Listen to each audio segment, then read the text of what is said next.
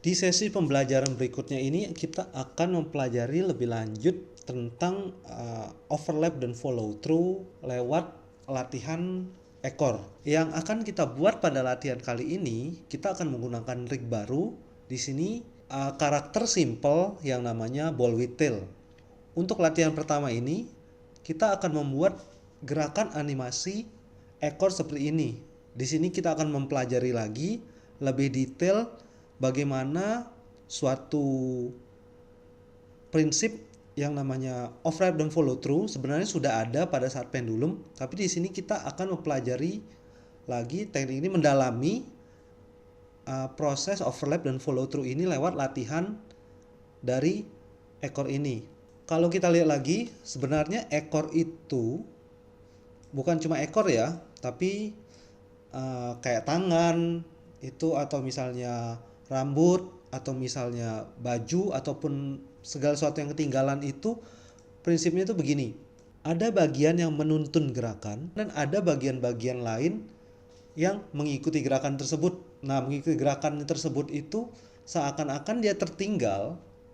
Nah, nanti di bagian tertentu itu pada saat gerakan yang menuntun itu balik arah, nah maka bagian yang ketinggalan itu masih meneruskan gerakannya sampai akhirnya balik arah seperti bagian pangkal yang menuntun gerakan.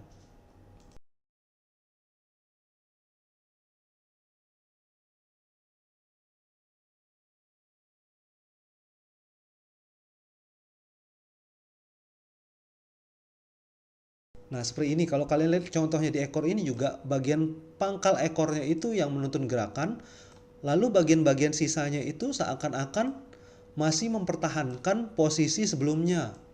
Nah, jadi itu yang membuat ekor itu agak melengkung ke atas C gitu.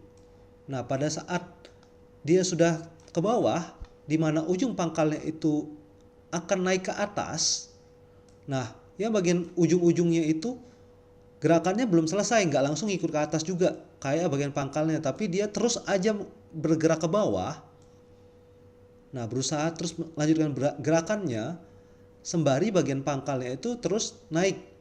Nah, jadi nanti pada saat yang ujungnya itu sudah settle, nah bagian ujungnya itu akan terus bergerak. Nah, baru akhirnya settle. Ya. Di sini caranya akan aku tunjukkan lagi bagaimana caranya. Tapi di sini kita uh, agak memainkan key-nya juga, dan kita berusaha di sini belajar lagi untuk melihat dengan mata kita, membiasakan mata kita untuk melihat suatu gerakan. Jadi tidak terpatok, harus berpatok banget pada oh pangkalnya keyframe-nya di sini. Oh berarti ujungnya itu keyframe-nya harus juga sama di keyframe yang sama, ya. Itu kita harus sesuaikan juga. Kita harus juga bisa melihat gerakannya itu bagaimana. Baru kita harus bisa, setelah kita melihat gerakannya, baru kita adjust sedikit demi sedikit. Gitu ya. Nah, sebelum kita mulai, kita harus mengerti dulu tentang rig ya. Intinya adalah di animasi adalah sebelum kita mulai menggunakan karakter rig apapun, kita harus mengerti cara pakai karakter rigging itu dulu. Ya. Nah, di sini kita mau pakai ekornya aja ya.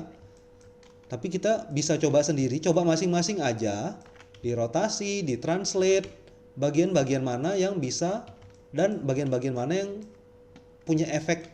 Kalau misalnya pangkalnya kita gerakin atau kita rotasi, berarti kan ekornya ikut gerak juga. Nah, begitu seterusnya, ya.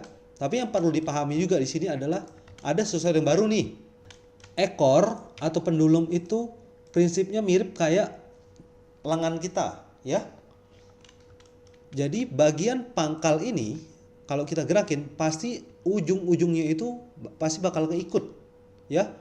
Ujung yang paling ujung sini itu mempunyai anggapnya kayak ujung bagian tangan kita di dekat pergelangan tangan. Di dekat, maksudnya bukan di dekat pergelangan tangan, tapi bagian pergelangan tangan. Bagian itu bisa gerak layaknya pergelangan tangan kita, tapi ujung pangkal tangan kita dekat pundak itu nggak ikut bergerak. Tapi kalau ujung bagian pundak kita bergerak, itu sampai ke ujung jari pun itu pasti ikut bergerak, Ya. Terus habis itu kedua, penggunaan controller yang harus kita pergunakan. Di sini ada banyak macam-macam. Nah, tapi kita di sini nggak usah dibikin bingung ya. Kita mempraktekkan sesedikit mungkin controller yang kita pakai semakin bagus ya. Jadi di sini ada yang kayak gini-gini, yang kalau kita geser-geser bagian lain yang nggak pengaruh, misalnya juga yang bagian hijau-hijau ini. Nah, itu fungsinya untuk apa? Nah, ini fungsinya nanti kalau semakin kalian mengerti tentang rigging dan animasi, nggak usah ngerti rigging sih, semakin kalian sering menggunakan rigging-rigging animasi yang berbagai macam bentuknya, kalian akan semakin mengerti kalau bagian-bagian yang kecil ini fungsinya untuk hanya mengadjust. Kalau misalnya bagian atau kontrol intinya sudah dipakai itu sudah mentok gerakannya, baru kita menggunakan kontrol kecil itu untuk mengadjust agar bentuknya lebih bagus. Nah, tapi untuk gerakan ekor ini yang kita gunakan adalah satu di sini, dua yang kuning ini, tiga bagian sini, dan pangkalnya ini ya, layaknya lengan paling atas, ada bagian tengahnya yang ini dan ini, lalu ada bagian pergelangannya atau ujungnya ya. Jadi ingat yang kuning-kuning ini, yang bulat-bulat kuning paling besar ini.